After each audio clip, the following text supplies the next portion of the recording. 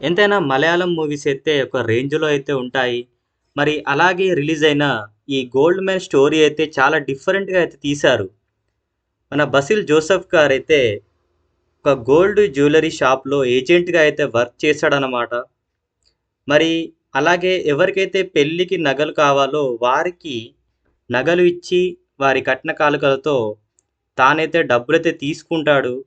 మరి జాలీగా సాగుతున్న తన లైఫ్‌లో సడెన్‌గా ఒక రోజైతే ఒక పెళ్లి కూతురు కుటుంబం నుంచి డబ్బులైతే రావన్నమాట. మరి మన హీరో వాళ్ళ నుంచి డబ్బులు ఎలా కలెక్ట్ చేశాడనేదే రిమైనింగ్ స్టోరీ.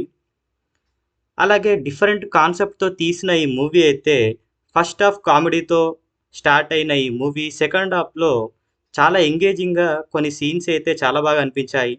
మూవీ చివరిలో వచ్చే ట్విస్ట్ అయితే మామూలుగా అయితే లేదు. మరి మీ ఫ్యామిలీతో కలిసి ఒకసారి డెఫినెట్‌గా అయితే చూడండి. డెఫినెట్‌గా మీకు ఈ మూవీ నచ్చుతుంది.